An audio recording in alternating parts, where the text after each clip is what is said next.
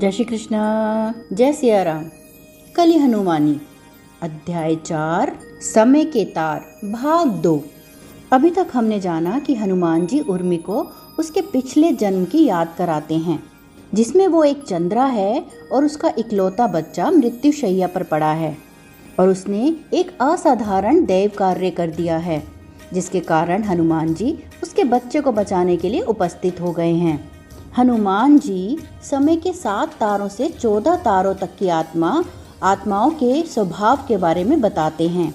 वे बताते हैं कि जो आत्मा 14 तारों का स्वामित्व धारण करती है, वे 2 प्रतिबिंब में बट जाती है।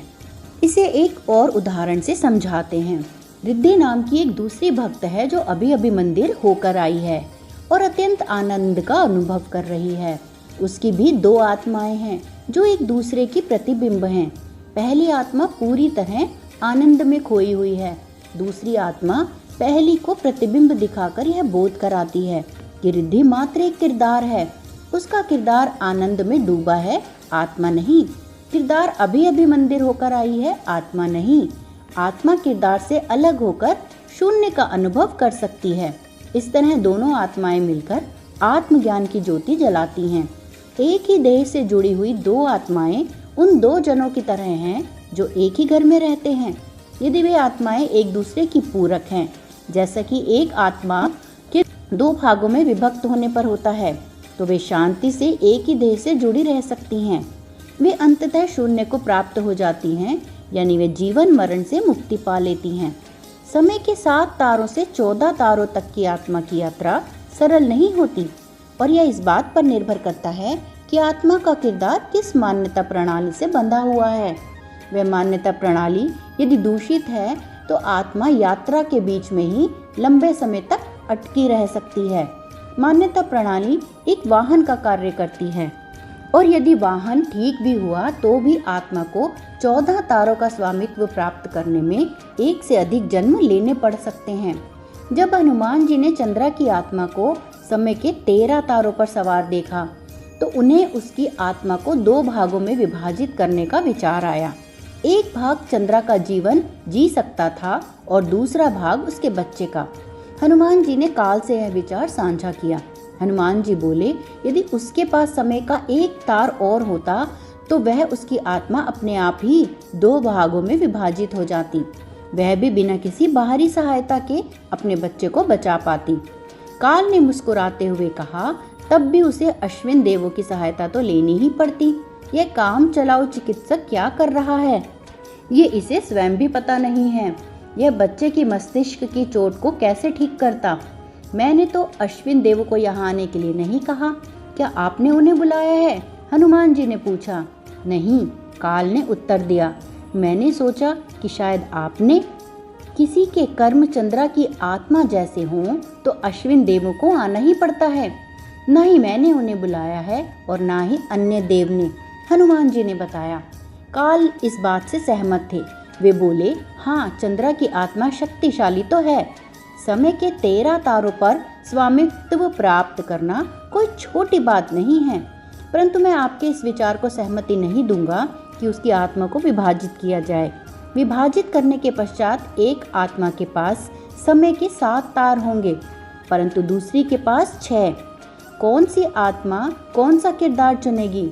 यदि 6 तारों वाली आत्मा चंद्रा के किरदार के साथ जुड़ती है तो वह वानर की तरह व्यवहार करना शुरू कर देगी। और आपने तो अभी देखा ही है कि असहाय वानरों के साथ यहाँ के गांव वालों ने कैसा बर्ताव किया है।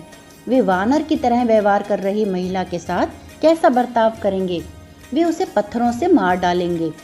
कदाचित उसका स्वयं का परिवार भी यह समझे कि उसमें कोई बुरी आत्मा आ गई है और यह समझकर उसे घर से ही बाहर निकाल दें। उसके बच्चे को बचाने के लिए उसको मानसिक रूप से अपंग करना कितना उचित है। और यदि 6 तारों वाली आत्मा उसके बच्चे का किरदार चुनती है तो वह पूरा जीवन एक मानसिक रूप से अपंग बच्चे की माँ के रूप में पीड़ा को सहन करेगी और कदाचित गांव वाले उस बच्चे की भी बलि ले लें, क्योंकि वह बच्चा भी वानरों की तरह व्यवहार करेगा। हनुमान जी शांति से सोचते हुए बोले, मैं जानता हूँ काल, बस समय के एक और तार पर उसका स्वामित्व होता तो उसके पति की आत्मा के पास कितने तार हैं ये देखता हूँ। मैं पहले ही देख चुका हूँ, काल बोले। उसकी आत्मा के पास केवल 7 तार हैं हनुमान जी, उसके पास 1 तार भी अधिक नहीं है। इसका अर्थ है कि मानव स्तर पर समाधान संभव नहीं है। यदि माता और बच्चे को जीवित रहना है तो उनमें से एक को मानसिक रूप से अपंग होना पड़ेगा। हाँ, यदि कोई हनुमान जी का वाक्य अभी पूरा भी नहीं हुआ था कि काल बोल पड़े, हाँ, इसके समाधान के लिए दैवीय सहायता की आवश्यकता है। यदि कोई अनजान व्यक्ति, कदाचित कोई साधु अपनी आत्मा को विभाजित करके इस बच्चे को दे दे तो समाधान हो सकता है। हनुमान जी ने अपना वाक्य पूरा किया। काल संदेह के स्वर में बोले, परंतु आत्मा को विभाजित करके इस बच्चे को देने के लिए देने वाले का इस बच्चे के प्रति जुड़ाव होना आवश्यक है। हाँ, कोई साधु अवश्य इस बच्चे के साथ जुड़ाव स्थापित कर सकता है, परंतु क्या इतना गहरा जुड़ाव स्थापित हो सकता है कि वह अपनी आत्मा का एक भाग इसे दे दे? हाँ, हो सकता है। क्या आप आसपास किसी ऐसे साधु को खोज सकते हैं जिसके पास दान करने के लिए समय के कुछ तार अतिरिक्त हों? हनुमान जी ने आग्रह किया। काल ने तुरंत सूचना दी, हाँ, एक साधु है, वह पास के ही एक जंगल में है, परंतु यदि वह अपनी नियमित चाल से चलकर आएगा तो इस घर तक समय तक नहीं पहुंच पाएगा। हनुमान जी ने काल द्वारा दी गई सूचना का विश्लेषण किया। मुझे कोई कठिनाई दिखाई नहीं देती काल। यहाँ से 6 घंटे की दूरी पर मुझे एक सुरंग दिखाई दे रही है जिसमें चल रहे दृश्य के मुख्य किरदार का नाम चंद्रा है और वह इस बात से खुश है कि उसका बच्चा ठीक हो गया है। मैं उस दृश्य में उस साधु को भी देख सकता हूँ। हम चंद्रा की आत्मा को उसी सुरंग में ले जा रहे हैं। वह साधु उस दृश्य में समय से पहुंच चुका है, हनुमान जी बोले। काल ने उत्तर दिया, उसी सुरंग के समानांतर एक दूसरी सुरंग है जिसमें चल रहे दृश्य का मुख्य किरदार अत्यंत दुखी है। हम दोनों उस दृश्य में उपस्थित हैं और साधु के समय पर न आने के कारण कोई तत्काल हल ढूंढने का प्रयास कर रहे हैं। चिंता मत करो काल, हम चंद्रा की आत्मा को उस दूसरी सुरंग में नहीं जाने देंगे। हम अपना कार्य करते हैं, हनुमान जी ने कहा। उस गांव से कुछ मील की दूरी पर एक जंगल में विश्राम कर रहे एक साधु के मस्तिष्क में अचानक एक अस्पष्ट सा विचार आया। उस विचार ने साधु के चेतन मन में कोई उपस्थिति अंकित नहीं कराई, परंतु एक कर्म को अंकुरित कर दिया। साधु अचानक उठ खड़ा हुआ और चलने लगा। उसे पता नहीं था कि कहाँ जाना है, परंतु उसे इतना पता था कि चलते रहना है। वह साधु अनगिनत वर्षों से हनुमान जी से मिलने को आतुर था। वह किसी अदृश्य शक्ति को समर्पित था। उसे लगता था कि एक अदृश्य शक्ति, जिसे वह अपना गुरु कहता था, उसके कर्मों को निर्देशित कर रही थी। कभी वह बिना किसी विषय के कुछ भी बोलता, कभी बिना प्यास के पीता, कभी पानी होते हुए भी प्यासा रहता और कभी बिना कारण के नाचता और बिना किसी गंतव्य के चलता जाता। वह सीधे किसान के घर की ओर नहीं जा रहा था, परंतु भाग्य उसे वहीं ले जा रहा था। रास्ते में उसके साथ जो घटनाएं घटी, उनके कारण वह कभी दौड़ा, कभी धीरे चला, कभी रुक गया, कभी मुड़ा। वे सभी घटनाएं इसलिए हो रही थी ताकि वह ठीक समय पर उस किसान के घर पहुंचे जिस समय काल चाहते थे। एक पल की देरी किए बिना भी उसे नियत समय पर अपने गंतव्य पर पहुंचना था। उसी दौरान हनुमान जी चंद्रा के घर की छत पर भयभीत वानरों के साथ बैठे थे। चंद्रा ने उनको खाना दे दिया था और अब वे वानर केवल शांति और विश्राम चाहते थे। सूर्यास्त तक उनकी धीमी ध्वनियां प्रसारित होती रहीं, परंतु किसी मानव ने उसे नहीं सुना। मानव मस्तिष्क उस आवृत्ति की ध्वनियां नहीं सुन सकता, परंतु देवी देवताओं ने वे ध्वनियां आनंद पूर्वक सुनी, क्योंकि वह कोई साधारण वार्तालाप नहीं, अपितु चेतना के निम्नतर स्तर अर्थात वानरों और उच्चतम स्तर अर्थात हनुमान जी के बीच का वार्तालाप था। सूर्यास्त के पश्चात वे वानर वापस जंगल की ओर चल दिए। हनुमान जी ने उनको रास्ता बता दिया था। जब वे हनुमान जी छत के नीचे उतरे तब उन्हें समाचार मिला कि साधु अभी तक नहीं पहुंचा था। काल के संदेह और भय सत्य सिद्ध हो रहे थे। चंद्रा के बेटे को अचेत हुए अभी कई घंटे बीत चुके थे। चंद्रा अब अत्यंत दुखी और चिंतित थी। हनुमान जी ने देखा कि कुछ क्षण के पश्चात चंद्रा की आत्मा उस दृश्य में प्रवेश करने वाली थी जिसमें उसके बच्चे की मृत्यु हो जाती है। तुरंत कार्यवाही की आवश्यकता थी। इसलिए हनुमान जी ने काल से कहा, आपको हस्तक्षेप करना पड़े तो करो, परंतु उस साधु को तुरंत यहाँ पहुँचाओ। काल ने मंत्रणा दी, हे हनुमान, आप उसे उड़ाकर यहाँ पर ला सकते हो। जिस गति से अब यह आ रहा है, यदि उसी गति से आएगा तो उसे कम से कम आधा घंटा और लगेगा। हनुमान जी जानते थे कि यह संसार को बचाने का युद्ध नहीं था, केवल एक बच्चे को बचाना था।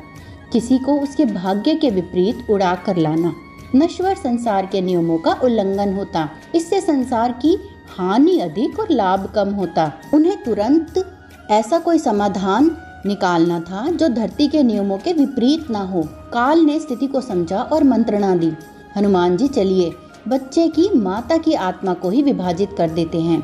ठीक है कि उनमें से एक मानसिक रूप से अपंग हो जाएगा, परंतु दोनों कम से कम जीवित रहेंगे। मानसिक अपंगता का समाधान हम भविष्य में भी निकाल सकते हैं। हनुमान जी उस चारपाई के पास गए जहाँ बच्चा लेटा था। चंद्रा अब चारपाई के पास ही बैठी थी। उसकी आंखों से आशा समाप्त होती जा रही थी।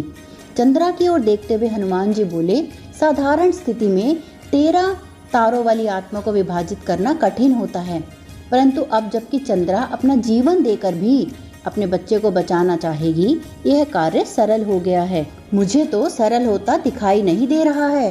काल सभी संभावनाओं का विश्लेषण करने के पश्चात बोले, अपनी जान देकर अपने बच्चे की जान बचाने की उसकी इच्छा तीव्र नहीं है। उसकी आत्मा के ऊपर लदी हुई इच्छा की प्रकाश पोटलियों को देखिए।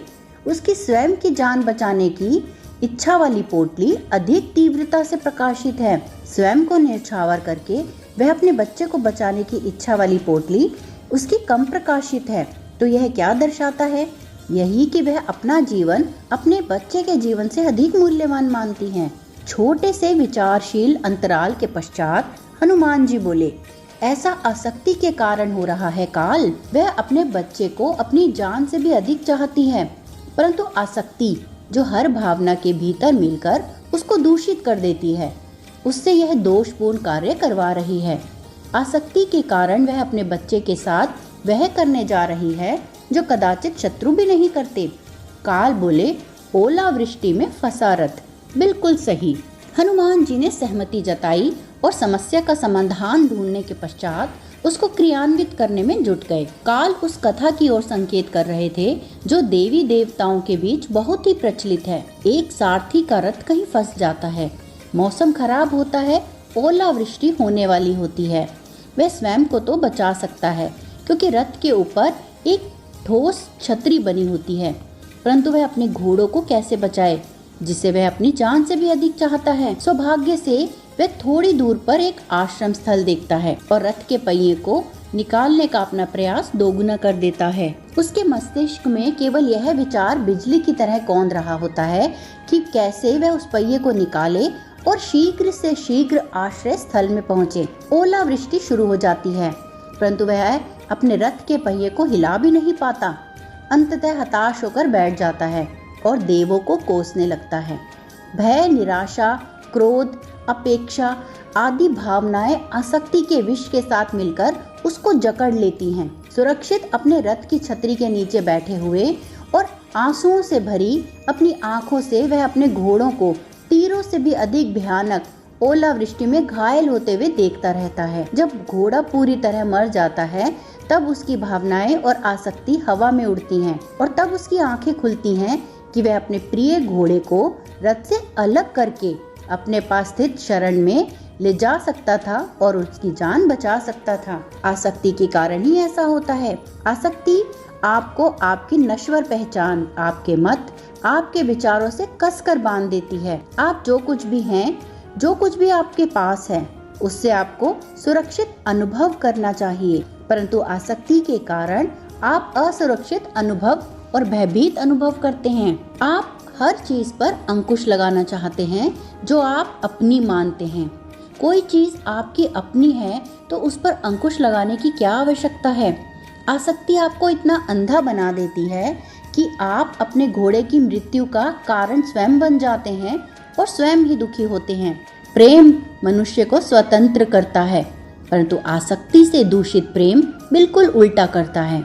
चंद्रा का उसके बच्चे के प्रति अथाह प्रेम था, परंतु वह प्रेम आसक्ति से दूषित था। उसका उसके देवता के प्रति क्रोध, देवताओं से अपेक्षाएं, परिस्थितियों के कारण निराशा, अपने बच्चे की मृत्यु का भय आदि सभी भावनाएं आसक्ति से दूषित होकर उसे अपने किरदार यानी चंद्रा से कसकर बांध रही थी। मैं चंद्रा हूँ, मैं इस और इस देवता में विश्वास रखती हूँ। मेरा बच्चा मृत्यु से जूझ रहा है। मेरा अपने देवता के प्रति अटूट विश्वास है। मुझे पता है कि सब कुछ सही हो जाएगा और मैं कुछ समय में ही अपने बच्चे के साथ रात्रि का भोजन करूंगी। यदि उसके सभी विचार जिसमें मैं, मेरा, मुझे आदि जुड़े हैं कि गठरी बांध दी जाए तो उस गठरी को चंद्रा की पहचान कहेंगे। आसक्ति के कारण वह इस गठरी को छाती से लगाए बैठी थी। देवगण उसकी सहायता के लिए वहां उपस्थित थे, परंतु वे कोई सहायता तभी कर सकते थे जब वह अपनी गठरी को एक ओर रखती। साधारण समस्याओं के समाधान के लिए इस गठरी में थोड़ा बहुत परिवर्तन होना आवश्यक होता है, परंतु चंद्रा की समस्या इतनी गहरी थी कि उसे अपनी गठरी का आधा भाग त्यागना था। उसे इस बात की चिंता करने की आवश्यकता नहीं थी कि वह गठरी का आधा सामान कहाँ उड़ेलती। उसे केवल गठरी को ढीला करने की आवश्यकता थी। शेष कार्य करने के लिए देवता वहां उपस्थित थे। यदि वह अपनी गठरी को ढीला छोड़ देती तो उसके विचार कुछ ऐसे होते। मैं चंद्रा हूँ। क्या सच में मैं चंद्रा हूँ? मैं इस और इस देवता में विश्वास रखती हूँ, परंतु क्यों? मेरा बच्चा मृत्यु से जूझ रहा है। यह वास्तविकता है या एक बुरा सपना? मेरा अपने देवता के प्रति विश्वास अटूट है। किसी के प्रति विश्वास होना ना विश्वास होने से बेहतर कैसे है? ये दोनों मानवीय भावनाएं ही तो हैं। मेरा देवता यह क्यों चाहेगा कि मैं इनमें से एक भावना को धारण करूं? मुझे पता है जब सब कुछ सही हो जाएगा और मैं कुछ ही समय में अपने बच्चे के साथ रात्रि का भोजन करूंगी। मेरे लिए सही क्या है और मिथ्या क्या है, यह कौन निर्धारित करेगा? सही और मिथ्या की धारणाएं मेरे छोटे से मस्तिष्क में किसने बिठा रखी हैं? अपनी ही पहचान को आत्म जागृति के प्रकाश में या तो वह सत्य अन्वेषण कर देख सकता है जो परम सत्य को जानने के बिल्कुल समीप पहुंच चुका है, या वह भक्त जो समय के 14 तारों पर स्वामित्व प्राप्त कर चुका होता है। चंद्रा इन दोनों में से कोई भी नहीं थी। उसके पास समय के केवल 13 तारों का स्वामित्व था। केवल एक चीज थी जो उसकी आसक्ति को तोड़कर उसकी पहचान की गठरी को उसकी पकड़ से ढीला कर सकती थी। किसी प्रियजन की मृत्यु या फिर अन्य कोई त्रासदी। उसकी आत्मा का विभाजन तभी संभव था जब उसके बच्चे की मृत्यु हो जाती और कुछ क्षण के लिए उसे सब कुछ अनजान लगने लगता। विचित्र द्वंद्व की स्थिति थी। उसके बच्चे को मृत्यु से बचाने के लिए उसकी आत्मा का विभाजन आवश्यक था और उसकी आत्मा के विभाजन के लिए बच्चे की मृत्यु आवश्यक थी। ऐसी स्थितियां मानव जीवन में प्रायः तब आती हैं जब देवगण सहायता के लिए तैयार होते हैं, परंतु मानव आत्माएं आसक्ति की गठरी से अपनी पकड़ को ढीला नहीं कर पाती। अब केवल कुछ क्षण ही शेष थे। उस बच्चे की देह उसकी आत्मा के वापस लौटने की प्रतीक्षा समाप्त करके मृत्यु को प्राप्त होने वाली थी। हनुमान जी ने तुरंत वायु के देवता श्री पवन देव से सहायता मांगी। उन देव को मेरा प्रणाम जो नश्वर जीवों की देहों में निवास करते हैं। कोई उनको पवन कहता है तो कोई प्राण। सजीव वस्तुओं में तब गति आती है जब वे उनके भीतर निवास करते हैं, और निर्जीवों में तब गति आती है जब वे उनको बाहर धकेलते हैं। चंद्रा के बच्चे की नश्वर देह मेरे सामने उपस्थित है। आत्मा भी उसको छोड़कर चली गई है, परंतु प्राण अभी भी उसमें निवास कर रहे हैं। यह उनकी महानता को दर्शाता है। वायु देव हर नश्वर तन को अपनी आत्मा को पुनः बुलाने का पूरा अवसर देते हैं, और मैं उनसे प्रार्थना करता हूँ कि वे आज थोड़े कम दयालु हो जाएं। मैं उनसे प्रार्थना करता हूँ कि वे चंद्रा के बच्चे की देह को तुरंत छोड़ दें। हनुमान जी ने दोनों हाथ जोड़कर प्रार्थना की। इसे कम दयालु होना नहीं, क्रूरता कहते हैं। पवन देव दहाड़े। उन्हें विश्वास नहीं हो रहा था कि हनुमान जी उनसे ऐसी प्रार्थना कर सकते हैं।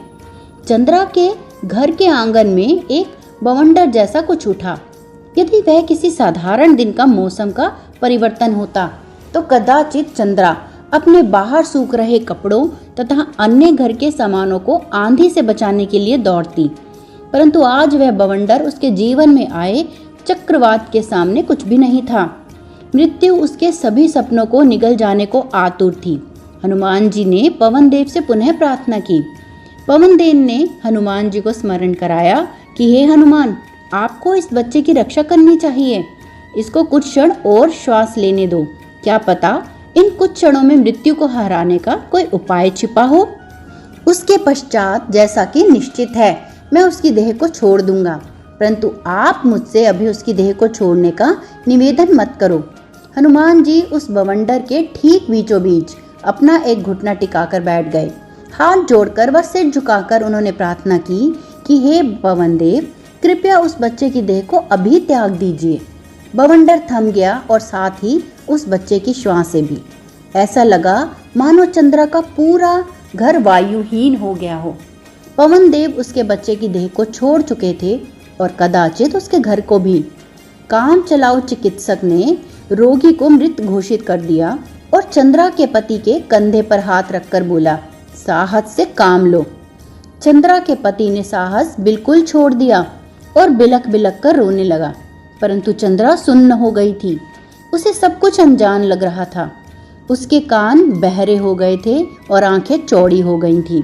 जब उसका बच्चा मौत से जूझ रहा था, तब कई पड़ोसी भी वहां एकत्रित हो गए थे। उन पड़ोसियों में से महिलाएं रोने लगीं।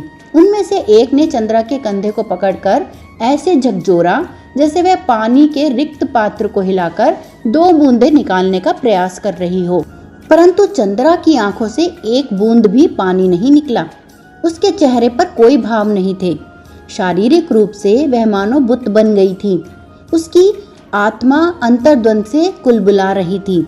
उसकी आत्मा का एक भाग लगभग यह मान चुका था कि उसे बच्चे के खोने का दुख अनुभव करना पड़ेगा, परंतु दूसरी आत्मा का दूसरा भाग उसको एक बुरा सपना समझ रहा था।